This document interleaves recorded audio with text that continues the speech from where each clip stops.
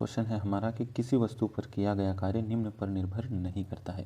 किसी वस्तु पर किया गया कार्य निम्न पर निर्भर नहीं करता है, निर्भर नहीं करता है। ठीक है, तो कार्य का सूत्र क्या होता है? कार्य बराबर बल गुणित विस्थापन। क्या होता है? बल गुणित विस्थापन होता है। ठीक है, तो बल गुणित विस्थापन होता है। तो यहाँ विस्थापन भी जरूरी है, बल भी जरूरी है। बल विस्थापन के बीच का कोण जरूरी, लेकिन निर्भर नहीं करता पूछा तो हो गया आपका अनुगमित पथ। क्या हो गया? अनुगमित पथ आपका आंसर हो गया। अगला प्रश्न हम देखते हैं।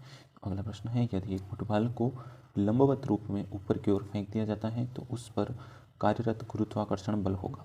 यदि एक फुटबॉल को लंबवत ऊपर की ओर, ठीक है, लंबवत फेंका जा रहा है, कहाँ फेंका जा रहा है? ऊपर की ओर, तो गुरुत्वाकर्षण बल कहाँ काम करेगा?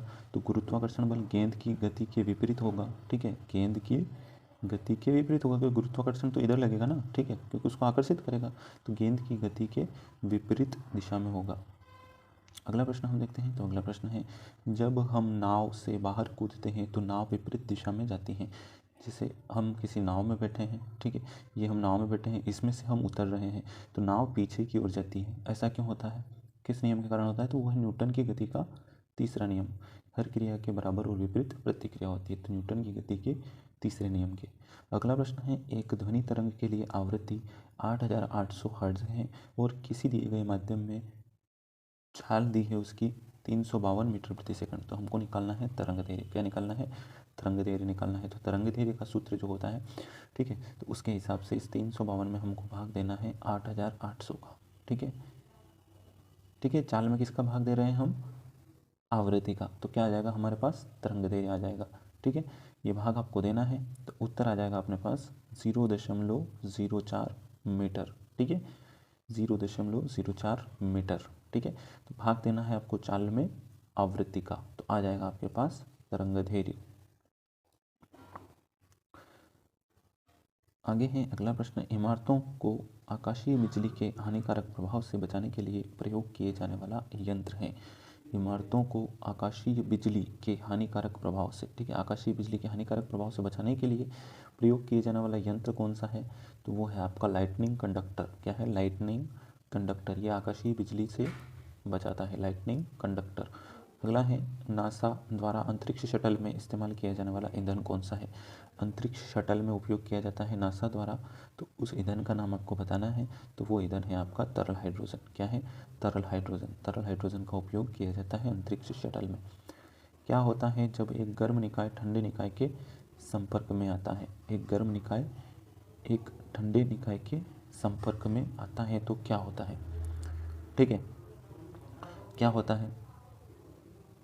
ऊष्मा का स्थानांतरण कहाँ से कहाँ होगा? ऊष्मा गर्म निकाय से ठंडे निकाय की ओर स्थानांतरित होती है। गर्म निकाय से ठंडे निकाय की ओर स्थानांतरित होती है। जैसे आप किसी गर्म तवे को हाथ लगाएंगे तो आपको गर्म क्यों लगेगा? क्योंकि ऊष्मा आपके हाथ में आ जाती है। ठीक है, तो गर्म से ठंडे की ओर आ रही है। डेडपूल निम्न प्रक्रिया द्वारा एक वयस्क मेंढक में विकसित होता है। डेडपूल क्या होता है? मेंढक की वयस्क अवस्था से पहले की अवस्था होती है। ठीक है, तो किस प्रक्रिया द्वारा ये मेंढक में बदल जाता है डेडपूल? तो वो होता है आपका कायांतरण। क्या होता है? कायांतरण होता है। ठीक है, कायांतरण द्वारा बदल जाता है।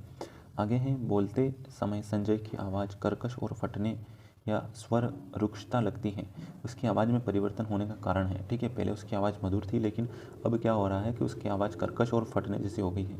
ऐसा क्यों हुआ है? क्योंकि उसके शरीर में यौवनारंभ, ठीक है, यौवनारंभ में परिवर्तन है ना, किशोरावस्था में आ गया है वो, तो उसके कारण उसकी आवाज़ बदल गई है। ठीक है, आगे हैं, जंगल की आग और ज्वालामुखी विस्फोट हवा में एक मुख्य प्रदूषक को घोल देते हैं। जंगल की आग, जंगल में आग लग गई या फिर ज्वालामुखी विस्फोट हो गए, ठीक है, तो हवा में कौन से प्रदूषक को घोल देते हैं? तो ये कणकीय पदार्थ को। ठीक है, कणकीय पदार्थ। ठीक है, जैसे आपने देखा होगा वृक्ष जलते हैं तो उसमें बहुत सारे कण जैसे निकलता है। ठीक है, तो मुख्य रूप से क्या उगलते हैं ये? तो कणकीय पदार्थों को घोलते हैं। ठीक है, आगे बढ़ते हैं। अगला प्रश्न है, कारों और स्कूटरों की हेडलाइट में इस्तेमाल होने वाला दर्पण होता है। कार और स्कूटर जो हो गए, आपकी बाइक वगैरह हो गए सारे, इनमें इस्तेमाल होने वाला दर्पण निम्न होते हैं हेडलाइट में। ठीक है, हेडलाइट की बात हो रही है ना। आपकी लाइट कैसी रहती है?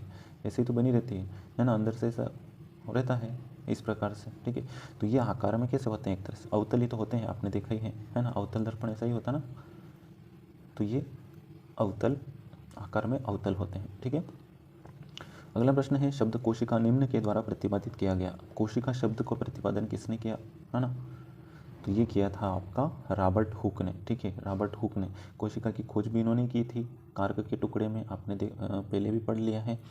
अगला प्रश्न है नेप्थलीन की गोलियां समय के साथ रिक्त स्थान के कारण गायब हो जाती हैं। जो नेप्थलीन की गोलियां हैं समय के साथ खत्म हो जाती हैं, बड़ी गोली होती है, धीरे धीरे धीरे धीरे वो छोटी सी रह जाती है और खत्म हो जाती है। तो किसके कारण हो जाती हैं, तो वो होता है आपका ऊर्ध्वपातन। क्या होता है, ऊर्ध्वपातन के कारण ऐसा होता है। अगला प्रश्न है एक कोशिकीय यूकैरियोटिक को निम्नलिखित में से किस जगत के अंतर्गत समूहकृत किया गया है।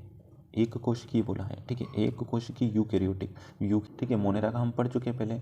प्लांट्स में आप जानते ही हो कवक, ठीक है। बाकी एक कोशिकीय यूकैरियोटिक पूछा है आपसे तो वो है आपका प्रोटिस्टा। ठीक है, यूकैरियोटिक कोशिका होती है इसमें और एक कोशिकीय होता है। कौन सा होता है, एक कोशिकीय। याद रखना है आपको, आंसर हो गया आपका प्रोटिस्टा। प्रोटिस्टा जो होता है एक कोशिकीय यूकैरियोटिक होता है। ठीक है, अगला प्रश्न है एक तत्व के समस्थानिक में z का मान समान होता है लेकिन निम्न में भिन्न होते हैं। एक तत्व में समस्थानिक, है ना, समस्थानिक माने z का मान क्या है, समान होता है, लेकिन किस में भिन्न होता है। ठीक है, समस्थानिक हो गया लेकिन भिन्न क्या रहेंगे उसमें, समस्थानिक में, तो उसमें न्यूट्रॉनों की संख्या अलग रहेगी। ठीक है, प्रोटॉन इलेक्ट्रॉन की संख्या, समस्थानिक मतलब प्रोटॉन इलेक्ट्रॉन की संख्या समान हो गई लेकिन न्यूट्रॉन की संख्या क्या रहेगी, अलग रहेगी।